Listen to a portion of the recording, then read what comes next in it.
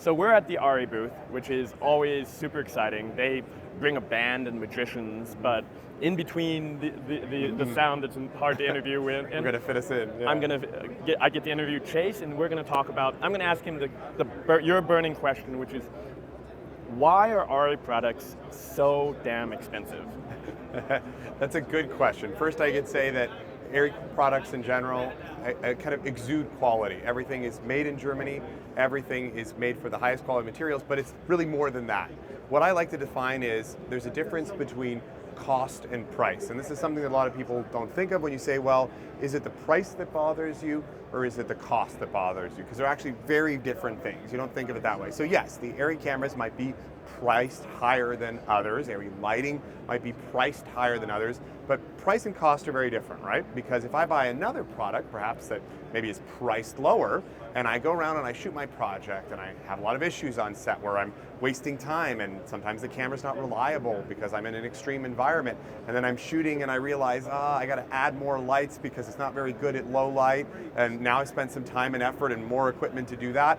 Then I get back and I look at my footage and maybe I have some issues where I'm trying to color grade something and lift stuff up and it's not looking good, and I have to go back and reshoot it, or maybe some of my high speed isn't the same quality as my regular speed, so it's not usable in the final edit, and then I got to go reshoot that. So all of that, spending hours. You sound like you're speaking from experience. Yes, I've had customers literally call me and go, yeah, I'm tired of spending hours grading footage from another camera to make it look great, because that's time, that's money, that's effort, all of that.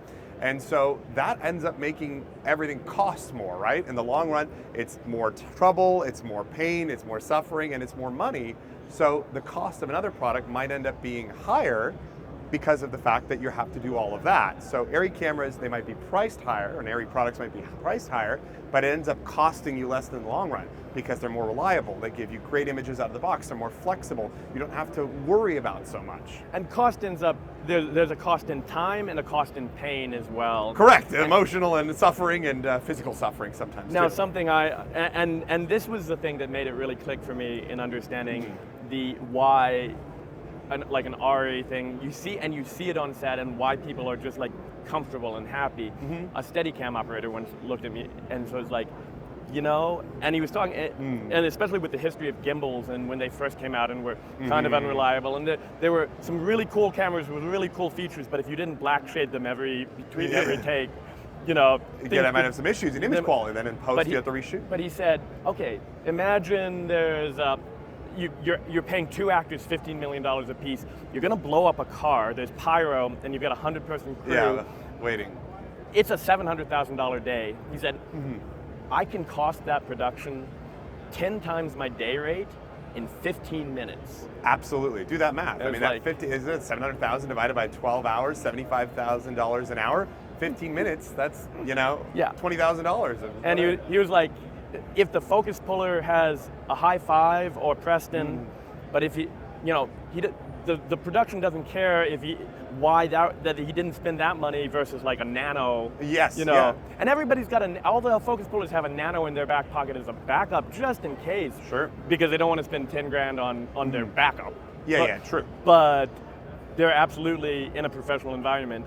You have to make that investment. Right. When I turn that knob, the motor has to do that, and I have to know that it can do that because my key actor, whether it's Tom Cruise or someone like that, is not going to be wanting sitting there going, okay, am I waiting for you guys to get this going? I'm going to go wait in my trailer, right? Because it's like, hold for focus. I mean, that's one thing that a camera assistant will tell you. I never want to be noticed on set. Camera assistant is, silent, gets their job done. The only time you notice a camera assistant is when something's going wrong or something's out of focus. So anything that draws attention to a camera assistant, they're like terrified. They're hiding, kind of thing. My dad worked for the CIA, and he said their entire ethos is, if we're in the news, it's a really bad day. And that's a camera assistant. Literally, same philosophy. So having a reliable tool like a high 5 is very important. So the other thing I want to talk about is, the way I would put it is, there are certain companies that you can get a new camera from them every 7 months. Yep. And there's a lot of YouTube videos telling you why you need it. Yeah. You don't do that. It's more like every once in a while, you drop a camera and you're going to love this for the next 15 years. Definitely. We are actually shooting our tights on an XST, which when did that come out? SXT started shipping 2016. Yep, 2016. And my camera guy bought it right before the show at an auction. Oh, nice. So that he could shoot on a format that his Mini doesn't do. Sure. And he's super excited about it. Yeah, and it's the same fantastic image quality. I mean, it's the same sensor design we're featuring even on our cameras right here, like the Mira Live. So let's talk about that philosophy and what drives that, and why on a professional set with a lot of people that consistency matters, and why that urge for the next big thing and the next resolution, etc. is right. You don't really feel that as much when you're making really big movies that we all love to watch on IMAX. It's all about having, of course, the philosophy behind it is not about specs, it's not about numbers. Our competitors feel that numbers and specs often are what sells a camera, and we've always gone back to the best overall image quality. It's been the same, maybe boring, if you will, catch line from day one, which is best overall image quality. It's not numbers, it's hard to quantify, but you see it in the pictures. I always say proof is in the pictures, and so when we came out with Alexa, proof was in the pictures, and people said they wanted things like, I want built-in RAW, I want more things in the camera, so we added it. We had an XT, and then we have an SXT, we have the Mini, because people wanted the same ARRI image quality in a small camera, or they have an Mira because they wanted to do a documentary with the same ARRI image quality. There was always a reason behind that camera. It wasn't just like, let's slap this all together, and hey, look, here's a new camera. It was because, hey, I want to go make a documentary, and I need built-in audio recording. Okay, we've got the Mira. Hey, it needs to fit in a gimbal, I need it really small, but I want the ARRI image quality. Okay, we've got the Mini. So everything evolves based on customer feedback. Same with the large format, right? We had the Alexa LF, and that only exists because the Alexa 65 was so popular. We built the Alexa 65 with our friends at ARRI Rental. They showed it as a product, and it was renting like crazy, and we thought, well, if everyone likes an Alexa 65, then we want to evolve and have a camera that you can buy with a large format. So everything is based on customer feedback, and yes, we don't change things. We haven't changed our color science or log curve, technical things like that unless necessary, and now we did with the Alexa 35 because it has so much dynamic range, but it's not just for the sake of changing things. It's always a reason. It's always about raising the bar, and actually that's the catch line for the Alexa 35. I'm hearing that, and I think in many ways the technology that you're developing is following the demand of the customer rather than I don't want to say another camera company name, but someone who comes out with cameras every 6 months trying to generate demand. Yes, because nobody liked the old one, didn't sell, so now we have a new one. Or it's perfectly good, but we've already sold it to you. Really, yeah, so now we want another one. Yeah. So, and this is an interesting thing too, is the roots in film, another place I've noticed it shows up is in something like the Maxima head for the Trinity. Yeah. If you look at other gimbals, that have been now we're using them for handheld, and you can the fact that they came from drones is really obvious in the order in which they solve the axes. They do tilt, then roll, then pan, and the Maxima head does roll, then tilt, then pan, roll, tilt, pan rather than tilt, roll, pan. And it's not two right angle plates. And the difference is you put the optical center of the lens straight down the roll axis, and it's so obvious that this was developed by filmmakers, because when you're doing steady, what do you care about most? A level horizon.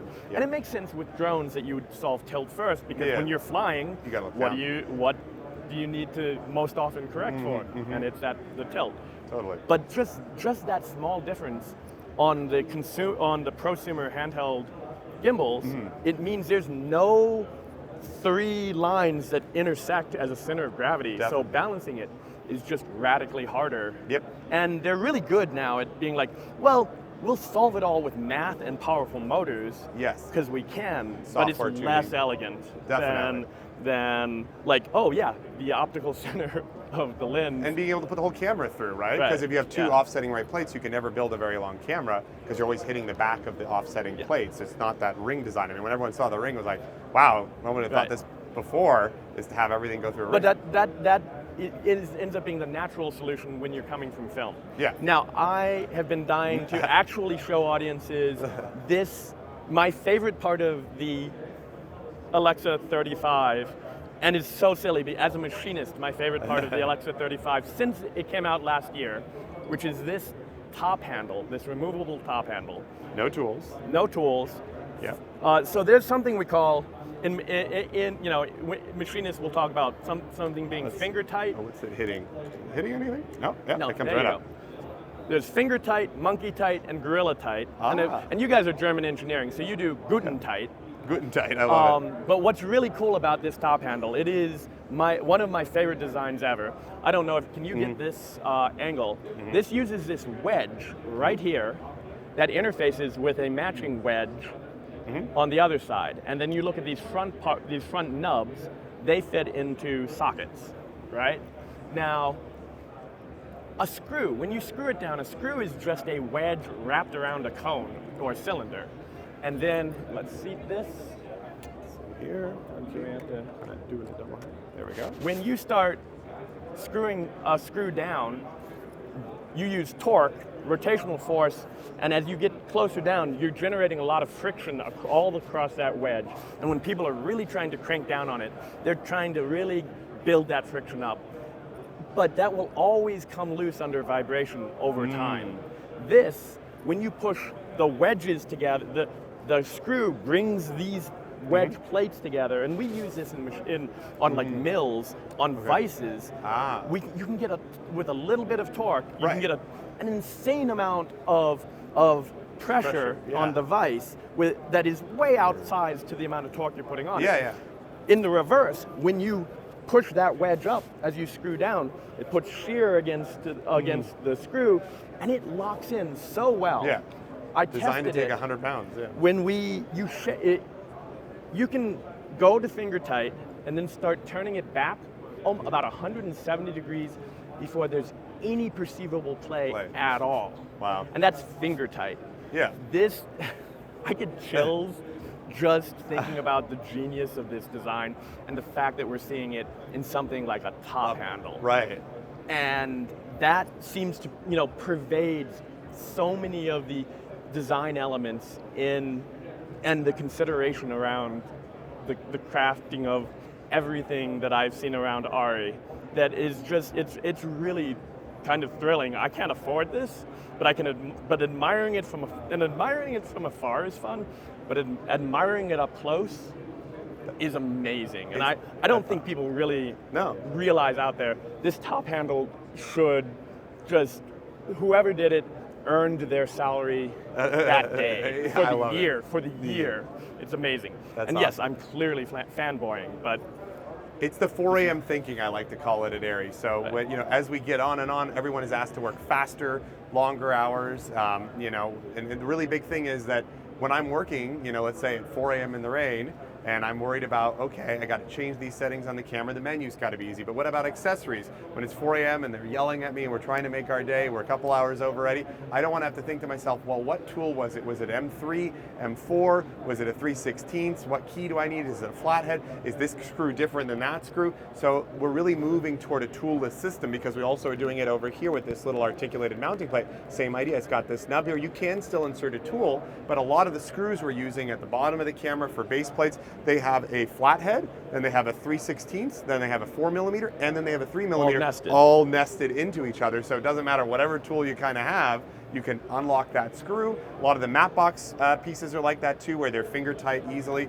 without having to use a metric 3 to tighten it down. So it's that 4 a.m. thinking of just not having to worry about what's going on while it's cold and rainy and you're getting yelled at. And someone puts that thinking into this, and then it shows up on set and saves a production time, tons, money, and arguably an insane amount of money. If you can ruin someone's, cost someone your day rate, 10x your day rate in 15 minutes, you can save somebody that same amount of money by not having to do that. So we're not waiting for camera. Don't want to hear that. I'm thrilled we could get to talk about these aspects of what makes ARRI special, because I think it's something that we don't really see all that often. So thank you so much. I'm really... You're very welcome. I'm so happy to have had this chance to chat with you. Awesome.